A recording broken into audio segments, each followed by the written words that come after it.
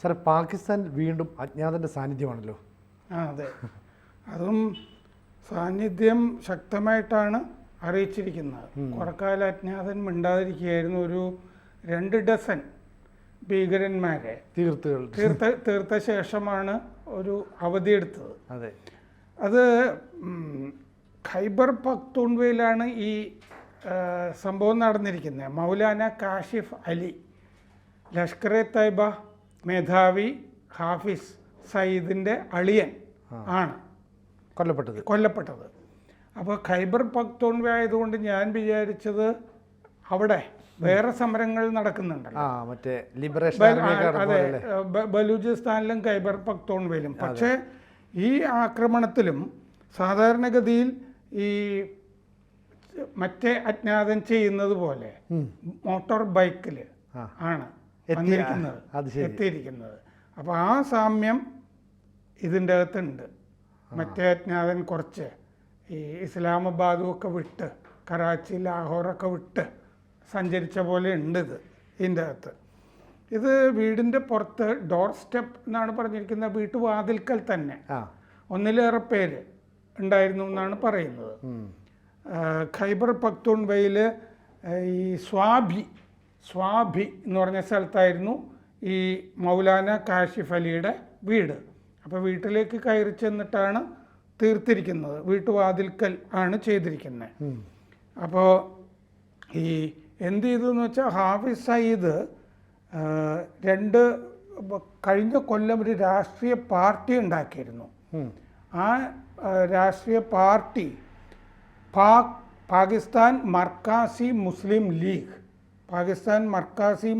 League PMML എന്ന് പറഞ്ഞിട്ടാണ്. അതായത് ലഷ്കർ എ തൈബയ്ക്കൊരു രാഷ്ട്രീയ പാർട്ടി ഉണ്ടാക്കുകയാണ് ചെയ്തത്. ആ രാഷ്ട്രീയ പാർട്ടിയുടെ തലവനാണ് ഈ കൊല്ലപ്പെട്ട അളിയൻ മൗലാന കാഷിഫ് അലി, ലഷ്കർ എ തൈബയുടെ രാഷ്ട്രീയ പാർട്ടിയുടെ മേധാവി. അപ്പോൾ ആ രാഷ്ട്രീയ പാർട്ടിയെ തന്നെ ഇല്ലായ്മ ചെയ്യാൻ വേണ്ടിയാണ് ഈ തീർത്തിരിക്കുന്നത്. ഇപ്പോൾ ഈ ഹാഫിസ് സയ്യിദ് ഇന്ത്യയെ സംബന്ധിച്ചിടത്തോളം ഏറ്റവും പ്രധാനപ്പെട്ട പിടികിട്ട പുള്ളിയാണ്.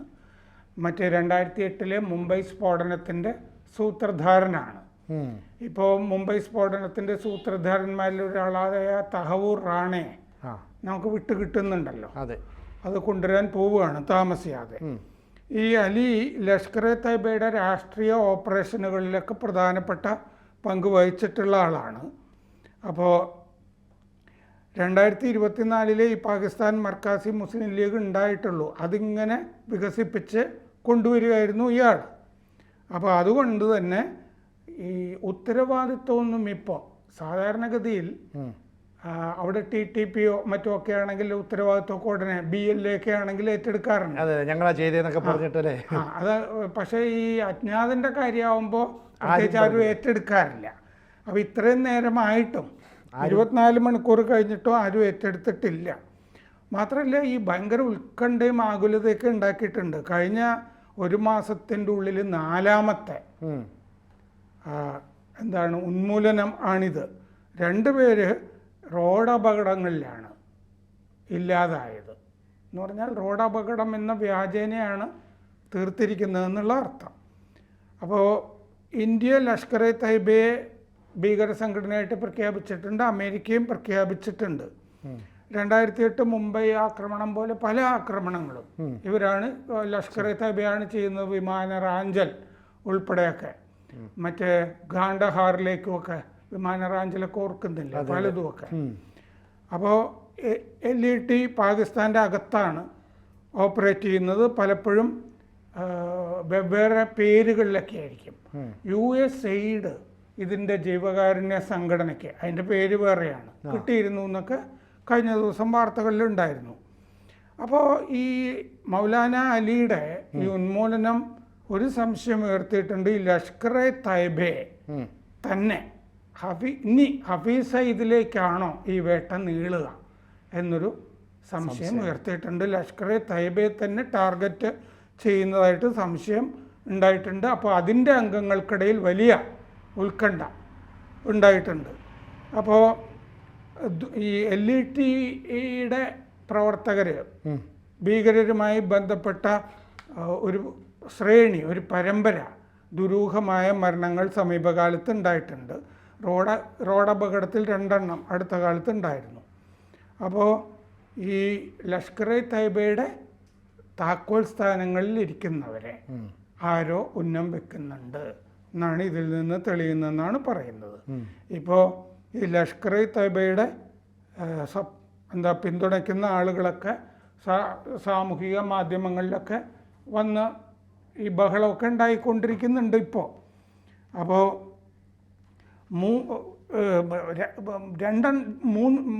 രണ്ടുപേര് റോഡപകടത്തിൽ മരിച്ചു. അതല്ലാതെ 3 പേര് കഴിഞ്ഞ മാസത്തിൻ്റെ ഉള്ളിൽ കൊല്ലപ്പെട്ടിട്ടുണ്ട്.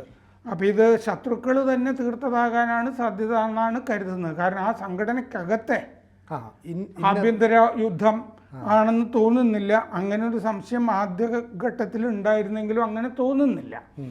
ഈ ബഹവൽപൂരിലാണ് ഈ ഹാഫിസ് സയ്യിദിൻ്റെ ആസ്ഥാനം.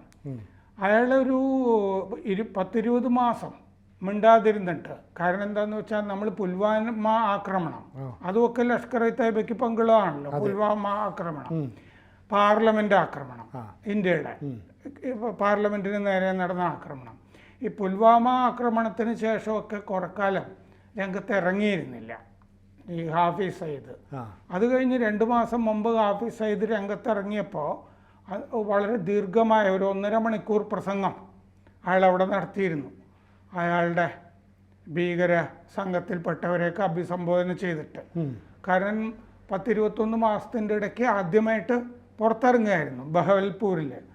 അന്ന് മോദിയുടെ പേരെടുത്ത് പറഞ്ഞു തന്നെ ആക്രമണം നടത്തിയിരുന്നു. എന്നിട്ട് ഈ ആൾക്കൂട്ടത്തിനോട് നേരിട്ട് ചോദിക്കുകയുണ്ടായിരുന്നു, ഇങ്ങനത്തെ ആളുകളെയൊക്കെ തീർക്കാൻ നിങ്ങളുടെ കൂട്ടത്തിൽ ഉശിരുള്ള യുവാക്കളൊന്നുമില്ലേ എന്നൊക്കെ ഹാഫിസ് സയ്യിദ് ചോദിച്ചതുമൊക്കെ നമ്മൾ പറഞ്ഞിരുന്നതാണ് ചർച്ചയിൽ.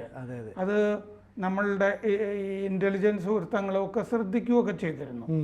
അതുപോലെ ഈ സിലിഗുരി ഇടനാഴി അവിടെയൊക്കെ ആക്രമണം നടത്താനായിട്ട് യുവാക്കളില്ലേ എന്നൊക്കെ ഇയാൾ പ്രസംഗത്തിൽ അന്ന് ചോദിച്ചിരുന്നു. ചോദിക്കുമ്പോൾ ആളുകൾക്ക് ഒരു ആത്മാഭിമാനത്തിന് മുറിവേൽക്കുന്ന പോലെ അല്ലേ, നമ്മളില്ലേ, നമ്മളുണ്ടായിട്ടും ഇങ്ങനെ ചോദിക്കുന്നില്ല എന്നൊക്കെ. അപ്പോൾ അവരെ ശരിക്കും പറഞ്ഞാൽ ക്യാൻവാസ് ചെയ്യുക എന്നുള്ളതാണ് അല്ലേ, റിക്രൂട്ട് ചെയ്യുക. കാരണം കുറച്ചു കാലം ഇയാൾ ഉണ്ടായിരുന്നില്ല. മാത്രമല്ല ഇയാൾ പാകിസ്ഥാനിൽ ഇല്ല എന്ന് കള്ളമൊക്കെ പറഞ്ഞിരുന്നു. അവിടെ ഒളിച്ച് താമസിച്ചിട്ടായിരിക്കും പറയുക അല്ലേ. കാരണം ഈ ബഹവൽപൂരിൽ ഇയാളുടെ കൊട്ടാരമൊക്കെ നോക്കുകയാണെങ്കിൽ വലിയ സൗകര്യം ഉള്ള കൊട്ടാരമാണ്. ഈ കെജ്രിവാളിൻ്റെ ശീഷ്മകളൊന്നും ഇതിൻ്റെ ഇഴയിലെത്ത് വരില്ല. അതിനെക്കാട്ടി വലിയ വലിയ കോട്ടക്കൊത്തളങ്ങളൊക്കെ ഉള്ള സംവിധാനമാണ്. അതിൻ്റെ ചിത്രങ്ങളൊക്കെ നമുക്ക് കാണാവുന്ന. ഇതൊക്കെ ISI ഇയാൾക്ക് ഉണ്ടാക്കി കൊടുത്തിട്ടുള്ളതാണ് എന്നാണ് പറയുന്നത്. വലിയ ആഡംബര വാഹനങ്ങളിലാണ് ഇയാളുടെ സഞ്ചാരം. അങ്ങനെയൊക്കെയാണ്. നമ്മളൊരിക്കൽ നമ്മുടെ കയ്യിലൊക്കെ ഉണ്ടായിട്ട് നമ്മൾ വിട്ടുകൊടുത്തതാണ്, ഇയാളെ മോചിപ്പിച്ചതുമൊക്കെയാണ്. ഈ കശ്മീരിലെ സകല തീവ്രവാദ പ്രവർത്തനങ്ങളുടെയും ഈ ആണിക്കല്ലായിട്ട് പ്രവർത്തിക്കുന്ന ആളാണ് ഈ ഹാഫിസ് സയ്യിദ്. ഇന്ത്യയെ സംബന്ധിച്ചിടത്തോളം ഇന്ത്യയുടെ പ്രധാനപ്പെട്ട ശത്രുവാണ് ഇയാൾ, ഈ ഹാഫിസ് സയ്യിദ് എന്ന് പറയുന്ന ആൾ. കാരണം പുൽവാമ പോലൊരു ഭീകരാക്രമണം, പിന്നെ മുംബൈ സ്ഫോടനങ്ങൾ, അതിൽ അമേരിക്കക്കാരും 6 പേര് കൊല്ലപ്പെട്ടിരുന്നല്ലോ. ഇപ്പം തഹവൂർ റാണയെ വിട്ടുകിട്ടുന്നുണ്ട്. പക്ഷേ ഡേവിഡ് കോൾമാൻ ഹെഡ്ലി അതിൻ്റെ പ്രധാനപ്പെട്ട ഭാഗമാണ്. പക്ഷെ അമേരിക്കയിലൊരു കേസ് ഉണ്ടാക്കിയിട്ട് അമേരിക്കൻ ജയിലിലാണ് ഹെഡ്ലി കിടക്കുന്നത്. ഷിക്കാഗോ ജയിലിലാണ് അയാൾ കിടക്കുന്നത്. തഹവൂർ റാണയെ ഇങ്ങോട്ട് കൈമാറുന്നു എന്ന് വന്നു കഴിഞ്ഞപ്പോൾ തഹവൂർ റാണ അവിടെ കേസ് കൊടുക്കുക ചെയ്തത്. പിന്നെ അവർ വച്ചേക്കില്ല എന്നൊക്കെ പറഞ്ഞിട്ട് എന്നെ വിടരുതെന്ന് പറഞ്ഞിട്ട്. കാരണം അവിടെ ശിക്ഷിച്ചിട്ടുണ്ടായിരുന്നു. അപ്പോൾ നമ്മൾ തെളിവുകൾ കൊടുത്തു. അതുപോലെ ഡേവിഡ് കോൾമാൻ, ഒന്നാമത് ഈ തഹവൂർ റാണ എന്ന് പറയുന്ന ആളും ഡേവിഡ് കോൾമാൻ ഹെഡ്ലിയും ഒന്നിച്ച് കേഡറ്റ് അക്കാഡമിയിൽ പഠിച്ചതാണ് പാകിസ്ഥാനിൽ. പഴയൊരു പാകിസ്ഥാൻ ഡിപ്ലോമാറ്റിൻ്റെ മകനാണ് ഡേവിഡ് കോൾമാൻ ഹെഡ്ലി. പേരിതാണെന്നേ ഉള്ളൂ, ആള് പാകിസ്ഥാനി തന്നെയാണ്. ആള് പാകിസ്ഥാനി തന്നെയാണ്. ഇവർ ഒന്നിച്ച് പഠിച്ചതാണ്. തഹവൂർ റാണ ഡോക്ടറായിരുന്നു. അത് കഴിഞ്ഞ് കാനഡിയൻ പൗരത്വം നേടി. അത് കഴിഞ്ഞൊരു എമിഗ്രേഷൻ ഓഫീസ്, ട്രാവൽ ഏജൻസി എന്നൊക്കെ പറയാം തുറന്ന്. ഇത് ഒരു പോഷക സംഘടനയായിട്ട് വെച്ചു മനസ്സിലായി. ഈ ഭീകര സംഘടനയ്ക്ക്. എന്നിട്ട് ആ ട്രാവൽ ഏജൻസി വിസ കൊടുത്തിട്ടാണ് മുംബൈയിൽ വന്ന് ഡേവിഡ് കോൾമാൻ ഹെഡ്ലി ഏതൊക്കെ സ്ഥലം ആക്രമിക്കണം എന്ന് പറഞ്ഞ് നിരീക്ഷിച്ച ചിത്രങ്ങളൊക്കെ എടുത്ത് ഒക്കെ കൊടുത്ത് ഈ സംഗതിയൊക്കെ നടത്തിച്ചത്, ഭീകരാക്രമണമൊക്കെ നടത്തിച്ചത്. അപ്പോൾ ഡേവിഡ് കോൾമാൻ ഹെഡ്ലിയും നമുക്ക് ആവശ്യമുള്ള ആളാണ്. പിന്നെയും ചില പട്ടികകൾ നമ്മൾ കൊടുത്തിട്ടുണ്ട്. അതിലൊന്ന് ഗോൾഡി ബ്രാർ, പിന്നെ ബിഷ്ണോയ്. ബിഷ്ണോയിയെ നമ്മൾ ആവശ്യപ്പെട്ടിട്ടുണ്ട്, ഗോൾഡി ബ്രാറിനെ ആവശ്യപ്പെട്ടിട്ടുണ്ട് അവസാനം അമേരിക്കയ്ക്ക് കൊടുത്ത പട്ടികയിൽ. അതല്ലാതെയും 10-21 പേരുടെ പട്ടിക അമേരിക്കയിൽ കിടപ്പുണ്ട്. അതിൽ ഖലിസ്ഥാനി ഭീകരരും ഒക്കെ ഉണ്ട്.